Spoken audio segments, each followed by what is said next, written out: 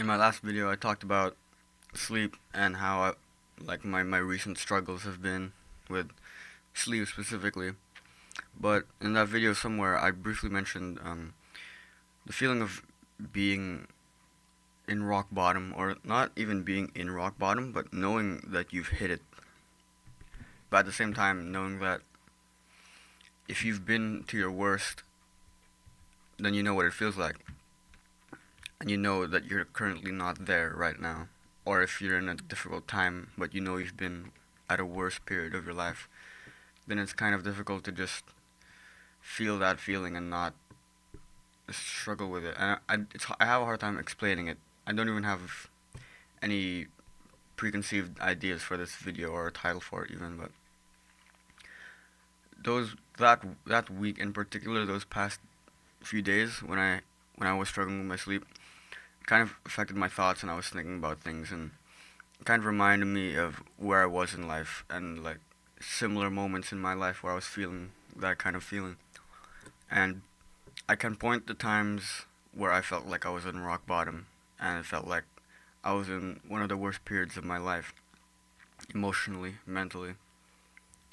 And it when I look at that, it kind of just makes me think that I've already hit rock bottom before, and I know what it feels like to be down there. And so to look at myself now and say that I'm in a desperate time where my life isn't very good, that it just feels wrong.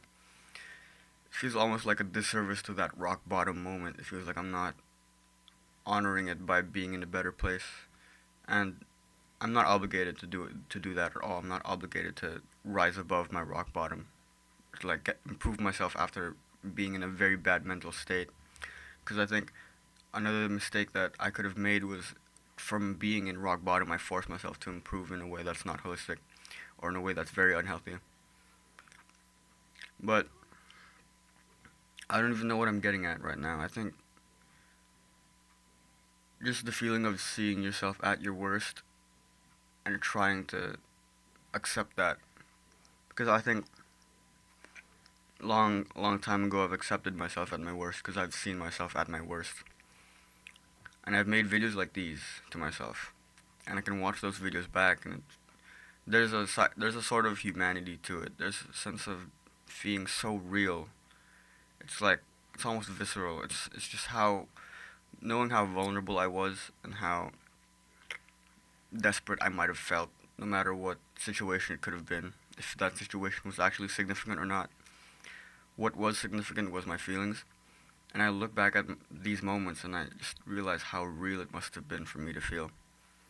And I don't know if I'll be able to say the same about now or about what I've been experiencing. Certainly not to the same degree, because my problems shouldn't even be that big right now. I'm just really inflating my problems right now to make it seem like I'm desperate or to make myself feel better.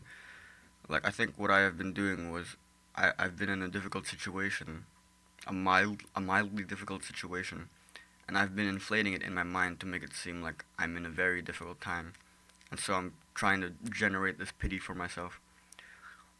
And it's a very weird loop to be in, that whenever your life is good, you can't accept it because it's not good enough. There's always something that you're trying to chase. So you don't accept it. And then you degrade yourself and you regress and you get lower. And when you're at that point, it's like you're not at your lowest point. You know where your lowest point is. And so when you're not there, you're not giving yourself the excuses. You're not trying to pity yourself. And you're fooling yourself to believe that you are at your lowest point so you can feel a little bit better for your situation. So maybe I feel like there's no middle ground where I'm at my best or at my worst, and it just sucks to be there.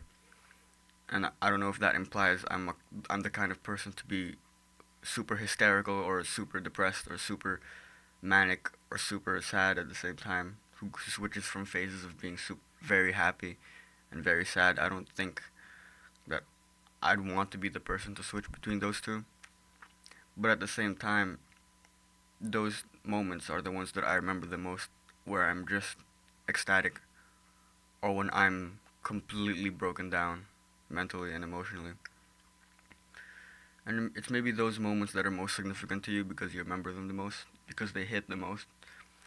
But if you felt those moments and you're here now, and it's like there's a part of me that wants that back. And I think it's not that I'm chasing sadness or joy. I'm chasing what those moments meant to me, and knowing how you have these experiences, highs and lows in your life, and you're trying to chase that. I'm willing to chase a low that's really low to make up for what I'm feeling right now, which isn't anywhere near any of that. It's not. I'm not having any peak experiences. I think that's what it is. Peak experiences of ecstasy or joy and complete sadness and just sorrow. I think um, if I chase meaning through experiences and I find a lot of significance in things that happen in my life, it must be that not much is happening in my life at the moment, and I'm looking for things to cling on to, and the only things that I can really cling on to are my memories and what has happened previously, because that has been much more meaningful than what I'm going through right now. And I don't know if I don't know if it's a bad thing, but I know for sure that a lot of people are very clingy to their memories and they hold their memories really close to them. And so it's really just a normal thing for me to do that. But what isn't normal is I don't know why I just have a I'm just totally dissatisfied with where I am. And maybe it's a normal thing to want to change. And I think that is what I want to change. I want myself to change. And more than that, I want to feel something. I want to feel that same pain that I felt back then, the same joy. Maybe I've kind of made established this in my mind that from immense pain will come immense joy. And when you're in a very dark place, you kind of leave that feeling different, and you leave that a different person.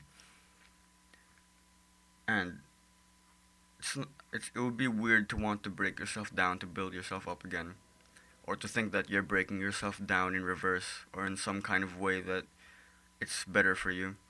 I think that there's always a better way of going about things, and the better way is to do all of this holistically and kind of improve yourself in a linear fashion, but that's kind of impossible, right? You can't really improve yourself in a perfectly upward slope. But you also can't improve yourself from a perfectly downward slope. I can't just completely degrade myself and expect myself to come out of it better. I don't want to lessen my experience for the promise of having something just a little bit better than what I'm having. So if I feel like I'm very stagnant right now, then it's really just the fault of my current self, and I think that clinging to my clinging to my past is just gonna move me backwards. It's gonna feel like I'm getting closer, but it's not gonna move me forward at all. And I used to have this quote that I love. It was something like, "I enjoy burnout more than stagnation," but I haven't proven that to myself that much. I think that with my trajectory and the way that I think of goals and ambitions, it looks like I want burnout, and I feel like I do want burnout, but I haven't hit burnout. I've never really hit the point where I can call it burnout. I think I've been in situations where my friends would say, "You're burnt out," but I just didn't feel it.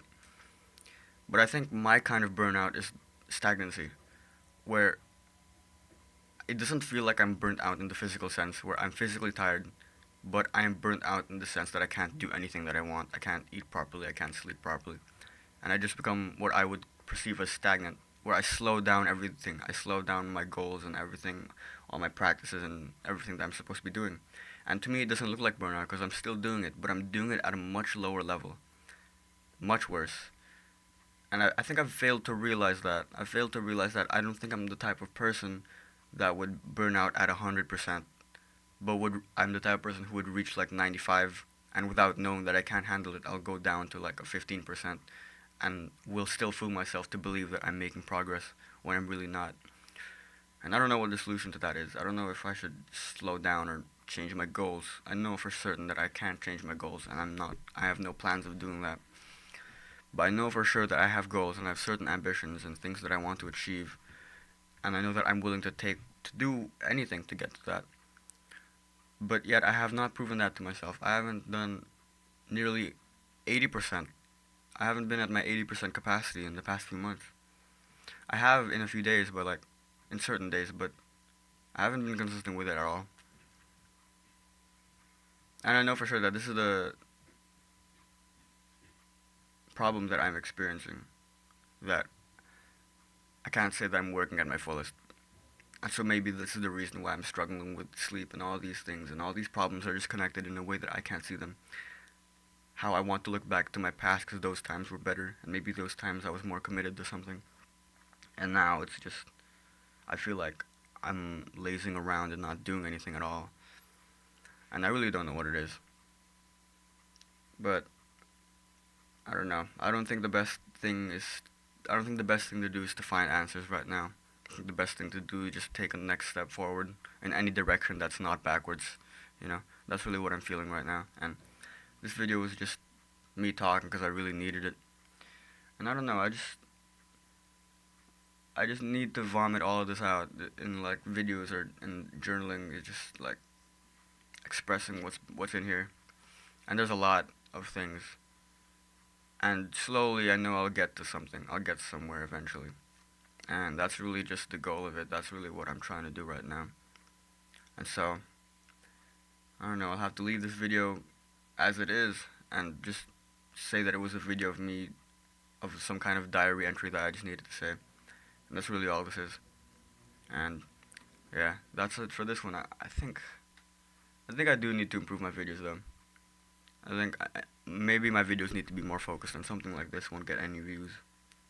But then again, I'm not really doing it for the views, am I? It's just a nice thing to have. But to begin with, making videos for yourself is a very it's a very good thing that I think that I benefit from.